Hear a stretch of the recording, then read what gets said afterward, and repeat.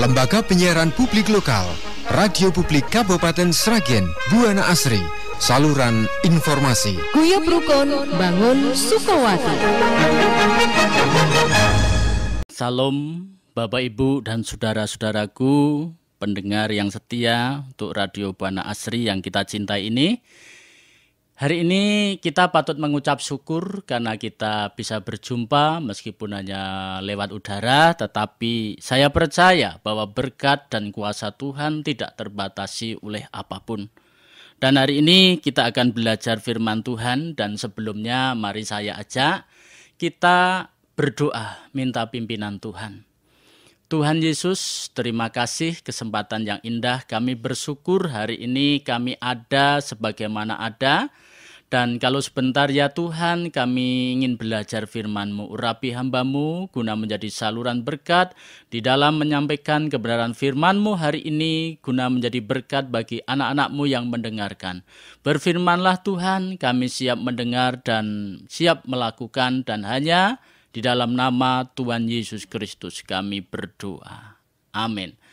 Puji nama Tuhan, Bapak, Ibu, dan Saudaraku. Tema firman Tuhan hari ini adalah persiapan di dalam memasuki tahun 2024. Atau karena kita sudah memasuki tahun 2024 hari ini, kita akan belajar bersama-sama, dan nanti kita akan mendasari dari Yosua pasal 1 ayat 1 sampai 9, dan nanti kita akan baca ayat demi ayat guna mendasari pemberitaan firman Tuhan hari ini. Saudaraku, kalau kita berbicara ya tahun yang sudah kita lalui, tahun 2023, di dalamnya saya percaya kita memiliki pengalaman yang berbeda-beda, saudaraku. Namun kalau disimpulkan semua hampir sama. Kita pernah mengalami peristiwa yang menyenangkan, membahagiakan, penuh dengan sukacita. Mungkin kita berhasil, mungkin kita memiliki ini dan itu, ya. Mungkin kita bersenang-senang bersama keluarga dan lain sebagainya. Tetapi di sisi lain, saudaraku, mungkin kita juga pernah menangis. Kita pernah kecewa, kita pernah bersedih karena berbagai pencobaan yang datang dalam kehidupan kita.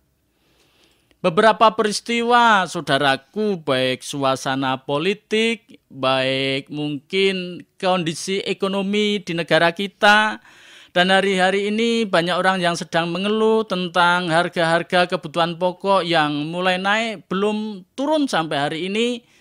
Tentunya itu menambah hal yang menantang dalam kehidupan kita. Namun satu hal yang patut kita syukuri, Bapak Ibu, hari ini kita ada sebagaimana ada, itu adalah bukti bahwa Tuhan selalu menyertai dan menolong kehidupan kita semuanya. Apapun di dunia ini memang boleh berubah. Apapun di dunia ini bisa saja terjadi tanpa kita sangka-sangka, saudaraku. Tetapi yang terpenting kita berserah. Kita melangkah bersama Tuhan, dan kita bersyukur kita bisa melewati tahun 2003 ini dengan baik, dan kita harus siap memasuki tahun 2024 dengan hal yang lebih baik, sikap yang lebih baik, dan hasil yang lebih baik apapun tantangan dan masalahnya. Bapak, Ibu, dan Saudara, dan kalau kita belajar dari Yosua 1 ayat 1 sampai 9, ini adalah pengalaman Yosua. Yosua kalau dipikir adalah orang yang bersedih karena harus kehilangan orang yang dibanggakan. Guru besarnya, pimpinan yang sangat dia hormati, yaitu Musa, saudaraku. Tetapi di sisi lain, saudaraku, ketika Musa sudah mati, Yosua ini mendapat perintah. Yosua ini mendapat tugas, yaitu melanjutkan estafet kepemimpinan untuk orang Israel keluar dari Mesir menuju tanah perjanjian yang dijanjikan oleh Tuhan itu. Dan disinilah, saudaraku, sikap Yosua, pesan-pesan Tuhan kepada Yosua tentunya menjadi pelajaran bagi kita yang bisa kita terapkan di dalam kita memasuki tahun 2024 dengan lebih baik dan sikap yang benar. yang bisa menjamin perjalanan kita di tahun 2024 ini penuh dengan keberhasilan, penuh dengan kemenangan. Kita kuat dalam menghadapi segala sesuatu dan kita tidak goyah oleh apapun tantangan yang menghadang di dalam kehidupan kita. Di dalam ayat 1-5 berkata demikian, sesudah Musa hamba Tuhan itu mati, berfirmanlah Tuhan kepada Yosua bin Nun, abdi Musa itu demikian. Hambaku Musa telah mati, sebab itu bersiaplah sekarang, seberangilah sungai Yordan ini, engkau dan seluruh bangsa ini, menuju negeri yang akan kuberikan kepada mereka, kepada Israel itu. Setiap tempat yang akan diinjak oleh telapak kakimu kuberikan kepadamu, seperti yang telah kujanjikan kepada Musa.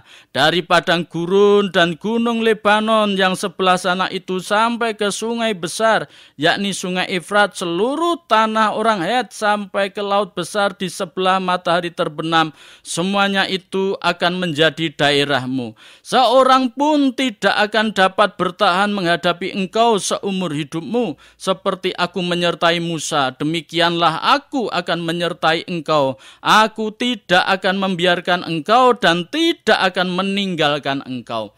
Bapak, Ibu, dan saudaraku yang dikasihi oleh Tuhan, persiapan Yosua yang pertama untuk memasuki tanah Kanaan, memimpin orang Israel, sebuah tugas yang berat ini, saudaraku, karena kita tahu orang Israel adalah orang yang tidak taat, kaum pemberontak, keras kepala, keras hati, saudaraku. Tetapi di sini yang pertama yang Yosua punya, sehingga Yosua ini memiliki kesiapan di dalam memasuki tanah Kanaan bersama orang Israel. Yosua ini punya kesiapan dan pengalaman yang baik, saudaraku. Pengalaman yang baik ini penting untuk menjadi pelajaran, untuk mendasari kehidupan kita bersama-sama. Arti pengalaman itu adalah pengamatan yang merupakan kombinasi penglihatan, penciuman, pendengaran, serta pengalaman masa lalu. Itu berarti, saudaraku, pengalaman adalah sesuatu yang pernah dialami, sesuatu yang sudah dijalani, maupun sesuatu yang pernah dirasakan kemudian disimpan dalam memori. Dan pengalaman ini bisa menjadi pelajaran bagi kita semuanya. Pengalaman yang tidak baik tentunya akan kita hindari, menjadi pelajaran yang sangat bernilai, bahwa itu jangan dilakukan lagi. Pengalaman yang baik yang mendatangkan kebaikan itu menjadi pelajaran yang sangat indah untuk kehidupan kita selanjutnya, sekaligus untuk kita ajarkan kepada teman-teman kita, generasi kita, bahwa sesuatu yang baik selalu menghasilkan yang baik.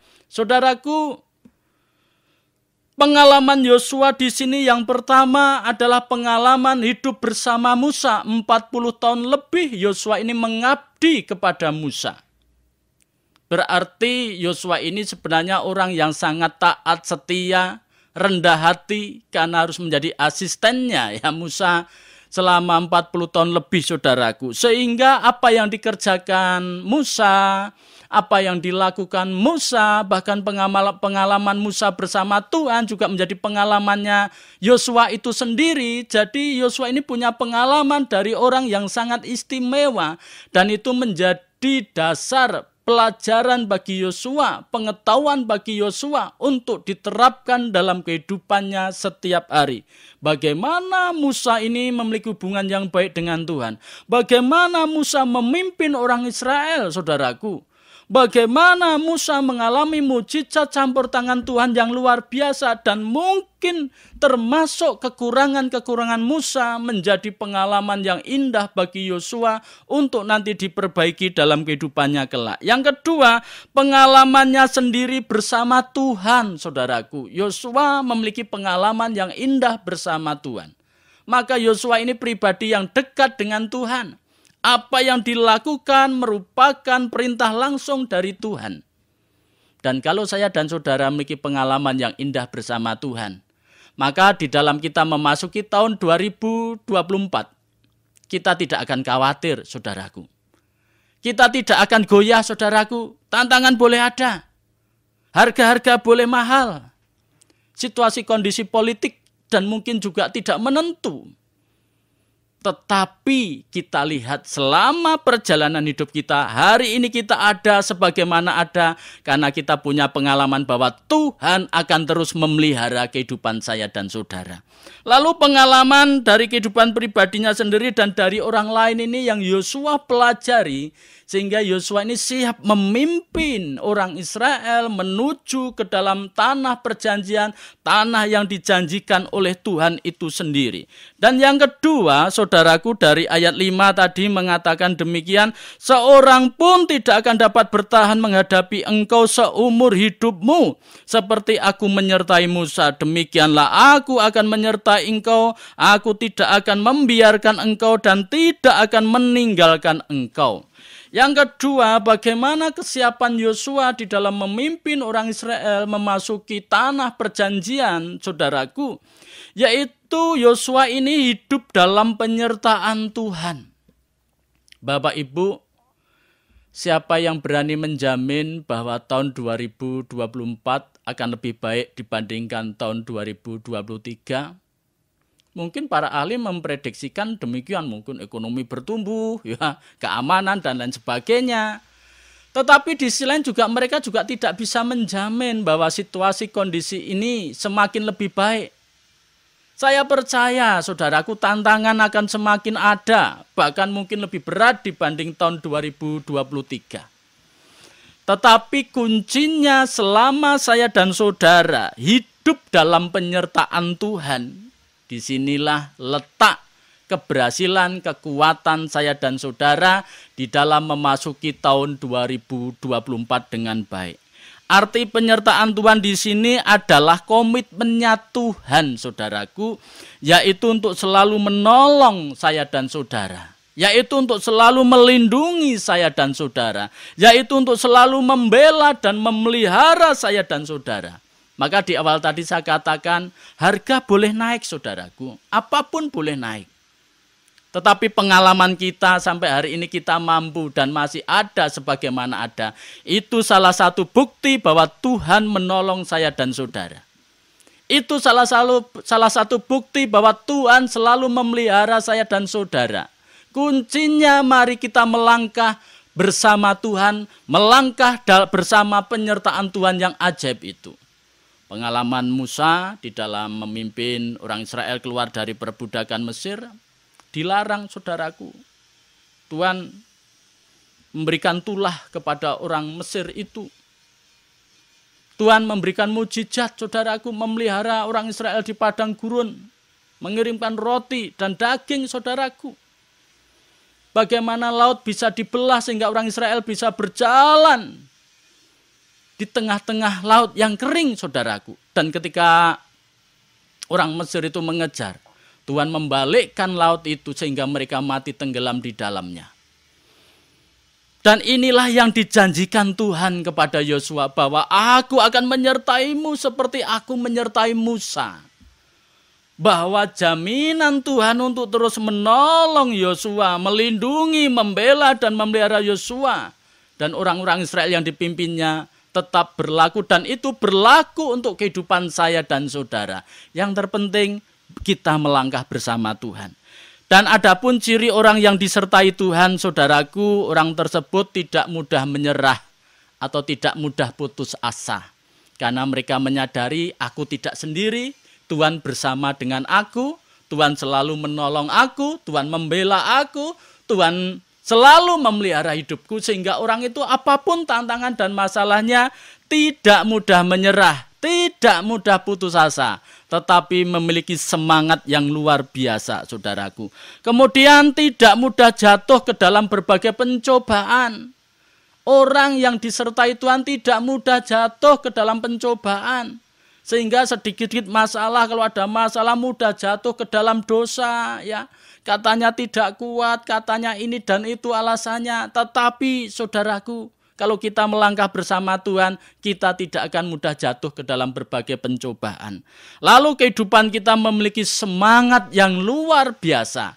Karena jaminan untuk dipelihara, ditolong, dilindungi dari Tuhan itu selalu ada.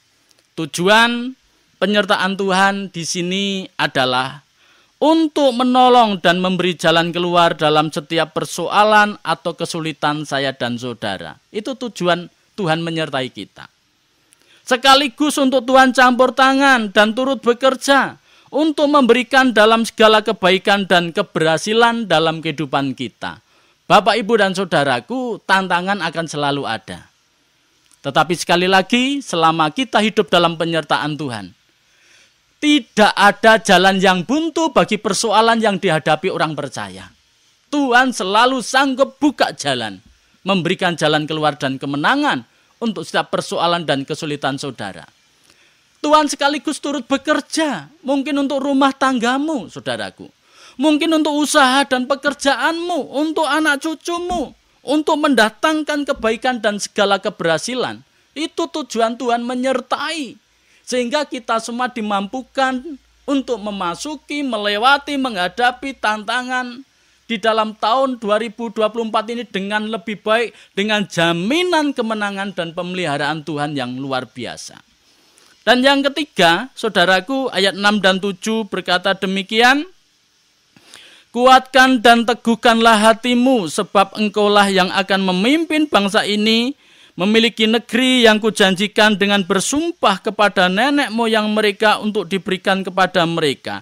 Hanya kuatkan dan teguhkanlah hatimu dengan sungguh-sungguh, bertindaklah hati-hati sesuai dengan seluruh hukum yang telah diperintahkan kepadamu oleh hambaku Musa. Jangan menyimpang ke kanan atau ke kiri, supaya engkau beruntung kemanapun engkau pergi.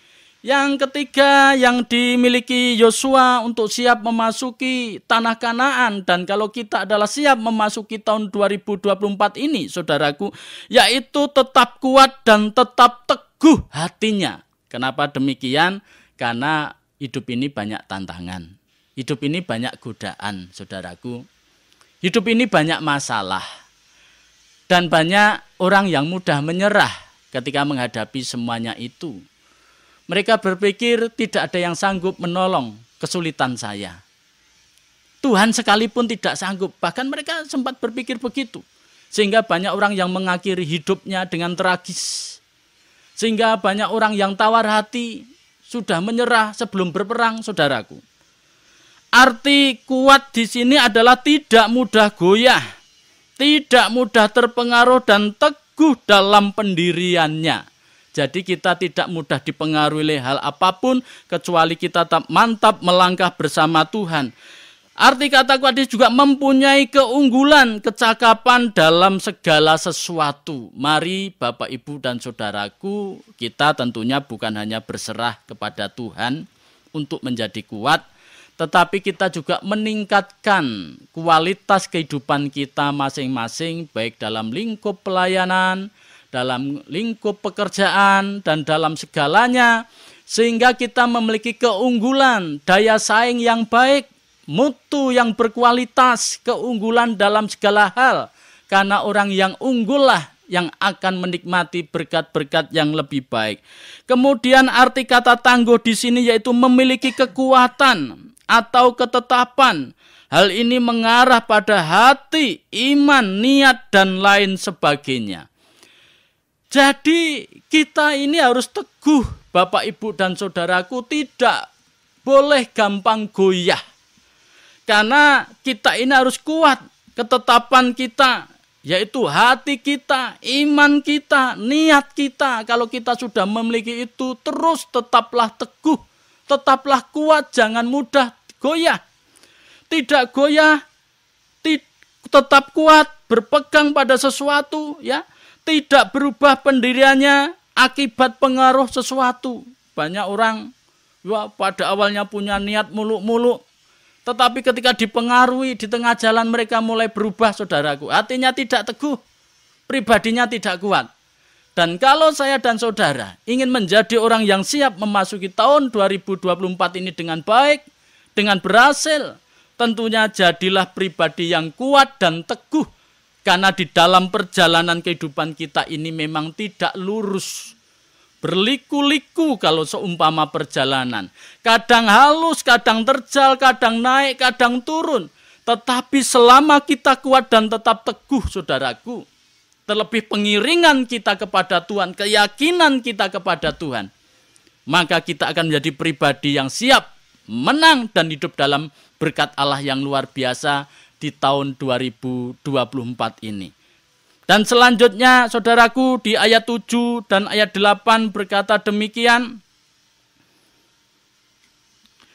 Hanya kuatkan dan teguhkanlah hatimu dengan sungguh-sungguh, bertindaklah hati-hati sesuai dengan seluruh hukum yang telah diperintahkan kepadamu oleh hambaku Musa. Janganlah menyimpang ke kanan atau ke kiri supaya engkau beruntung kemanapun engkau pergi.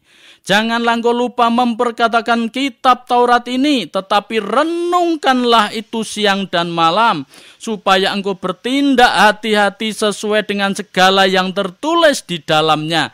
Sebab dengan demikian perjalananmu akan berhasil dan engkau akan beruntung. Ya.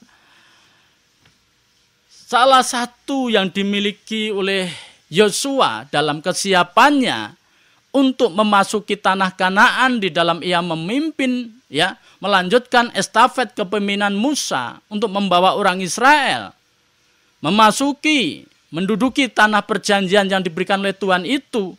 Yosua ini adalah pribadi yang hidup dalam ketaatan terhadap firman Tuhan. Pesan Tuhan selalu diingat, jangan menyimpang ke kanan atau ke kiri. Renungkanlah firman itu siang dan malam. Bertindaklah hati-hati.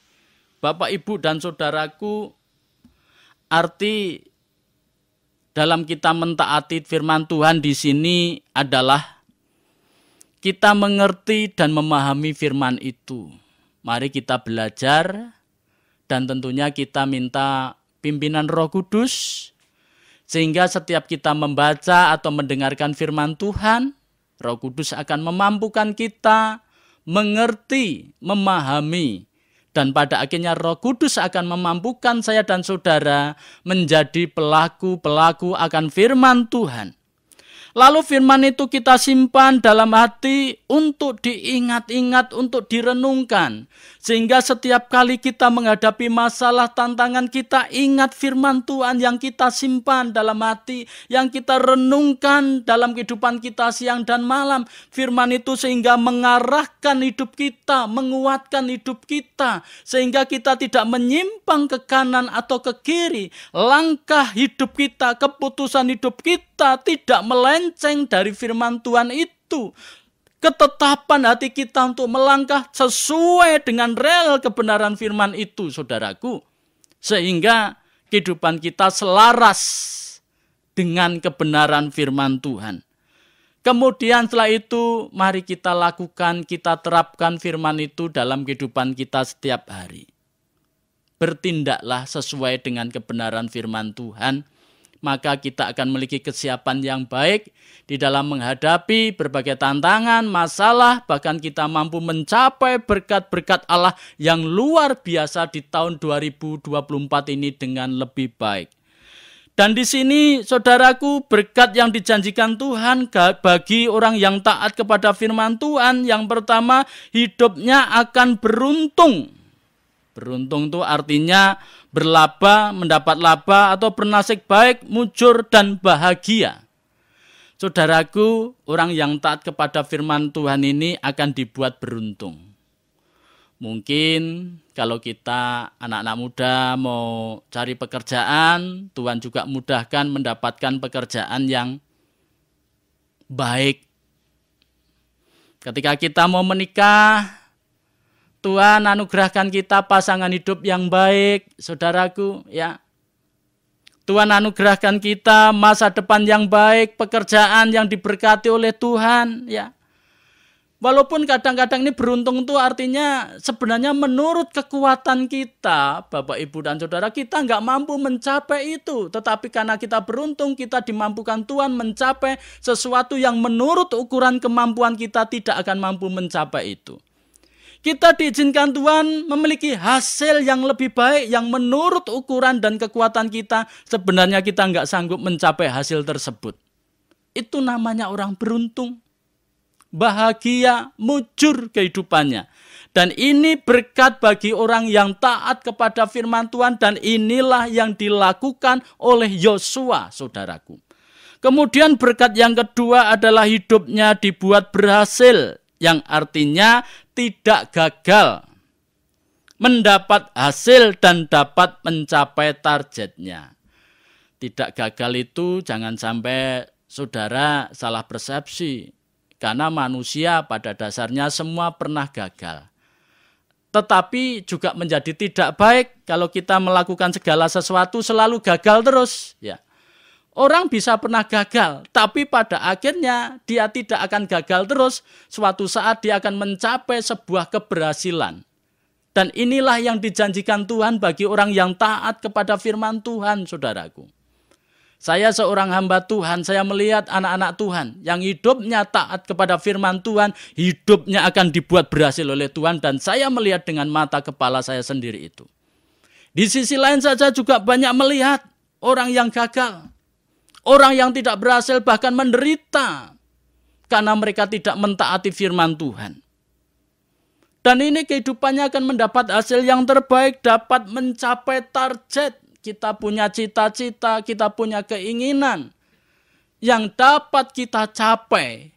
Bukan karena kuat dan gagah kita, tetapi semata-mata karena berkat dan campur tangan Tuhan yang menyertai dalam kehidupan kita, yang memberkati dalam segala aspek kehidupan kita, saudaraku. Sehingga kita dibuat berhasil. Saya percaya ketaatan firman Tuhan ini akan membawa saya dan saudara menjadi orang yang beruntung, menjadi orang yang berhasil dalam kehidupan kita bersama-sama. Dan yang terakhir di dalam ayat 8, saudaraku, janganlah engkau lupa memperkatakan kitab Taurat ini, tetapi renungkanlah itu siang dan malam, supaya engkau bertindak hati-hati sesuai dengan segala yang tertulis di dalamnya. Sebab dengan demikian perjalananmu akan berhasil dan engkau akan beruntung. Yang terakhir, Yosua ini adalah untuk memiliki kesiapan di dalam memimpin orang Israel masuk dalam tanah perjanjian. Yosua selalu bertindak hati-hati sesuai petunjuk Tuhan yang diberikan kepadanya. Arti hati-hati di sini adalah waspada, cermat untuk mencegah kesalahan atau kecelakaan yang dapat terjadi dimanapun berada dan dalam hal apapun. Kalau orang Jawa mungkin Yosua ini adalah orang yang tidak mudah gerusa-gerusu, ya. Bukan orang yang asal, semua dipertimbangkan, ya, dipikir-pikir dengan matang, didoakan minta petunjuk Tuhan. Apakah ini benar atau salah, saudaraku yang dikasihi oleh Tuhan? Mari sebagai orang percaya saya mengajak kita semua. Kita harus memiliki sikap kehati-hatian ini dengan baik. Tujuannya apa? Untuk mencegah kesalahan yang tidak perlu terjadi dan tidak perlu kita lakukan dalam kehidupan kita. Untuk mencegah kecelakaan yang tidak perlu terjadi dalam kehidupan saya dan saudara. Dimanapun saudara berada dan dalam hal apapun, mari kita berhati-hati. Di dalam membangun rumah tangga, saya ingatkan pada setiap pasangan-pasangan, berhati-hatilah agar kita mampu menjaga keutuhan dan kesucian setiap keluarga kita masing-masing. Anak-anak muda, berhati-hatilah di dalam bergaul agar engkau tidak salah bergaul, karena pergaulan yang buruk akan merusak segala kebaikan kita. Di dalam bertransaksi keuangan, mari kita jangan sembrono. Banyak orang yang salah, kena tipu dan lain sebagainya karena tidak hati-hati. Hanya tergiur dengan iming-iming hasilnya yang tidak masuk akal sebenarnya, saudaraku. Di dalam menentukan pasangan hidup, mari kita berhati-hati, saudaraku. Jangan hanya lihat tampannya, cantiknya, tapi lihatlah juga hatinya, karakternya, imannya. Ini yang penting supaya kehidupan keluarga kita kelak bahagia. Mendidik anak, hati-hatilah. Engkau sedang dicontoh oleh anak-anakmu, para orang tua. ucapanmu, tingkah lakumu, tindakanmu sedang dicontoh oleh anak-anakmu. Berhati-hatilah dalam memiliki perilaku dalam kehidupan sehari-hari. Termasuk kita semuanya, mari dalam hal apapun mari kita berhati-hati agar kita tidak mengalami kesalahan dan kecelakaan yang tidak perlu terjadi dalam kehidupan kita bersama. Alasan Yosua bertindak hati-hati di sini adalah karena Yosua sadar akan penting dan beratnya dari tugas dan tanggung jawab yang dipercayakan kepadanya. Kita memiliki peran dan tugas yang penting dan berat, saudaraku, seperti Yosua ini. Di dalam kita memimpin, membangun kehidupan keluarga kita, membangun usaha pekerjaan kita, di dalam kita melayani Tuhan, di dalam kita mendidik anak, di dalam kita menjalankan peran-peran kemasyarakatan, saudaraku, sebagai warga negara yang baik, kita punya peran dan tanggung jawab yang berat. Tapi dengan berhati-hati, kita tidak akan jatuh ke dalam kesalahan dan kecelakaan yang tidak perlu. Tetapi justru kita akan menuai hasil yang terbaik dari sikap kehidupan kita bersama. Yang kedua, alasan Yosua untuk selalu berhati-hati di sini karena Yosua memahami akan dampak dari sebuah kelalaian dan kesalahan yang bisa berakibat fatal dan kerugian yang sangat besar, saudaraku. Suatu saat ada orang datang konsultasi kepada saya. Dia bercerita tentang pasangannya. Dia seorang suami, saudaraku. Waktu pacaran dia selalu bangga. Kebanggaannya melebihi teman-temannya karena dia berhasil memacari seorang wanita yang sangat cantik, yang banyak diidolakan oleh kaum pria pada waktu itu. Dan dia berhasil menikah dengannya.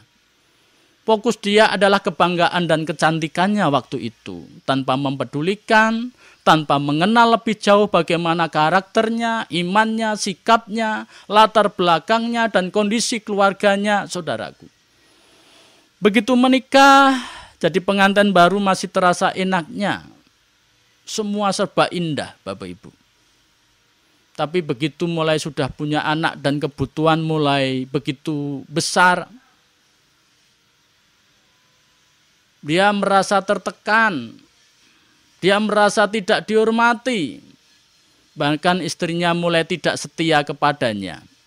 Karena dia dianggap pria yang tidak mampu menafkahi dari keseluruhan keinginan bukan kebutuhan dari istrinya itu sendiri. Sebuah keputusan yang manis tapi berakibat fatal. Ketidakbahagiaan seumur hidup, penderitaan, saudaraku. Demikian juga saya juga pernah diajak konsultasi oleh seorang istri. Bagaimana dia mengadukan suaminya yang dulu waktu pacaran, pria ini begitu pria yang menjadi idolanya, saudaraku. Karena begitu pengertian, tampan, anak orang kaya, ya saudaraku. Dan sangat bangga memiliki suami dari pria tersebut. Tapi di tengah jalan, saudaraku, pria ini mulai tidak setia kepada pasangan ini. Karena tidak setia, akhirnya tanggung jawabnya pun juga tidak dijalankan dengan baik. Dia tidak seperti pria yang dulu penuh kasih perhatian, menjadi kasar. Dan penderitaan dialami dalam perjalanan kehidupan rumah tangganya.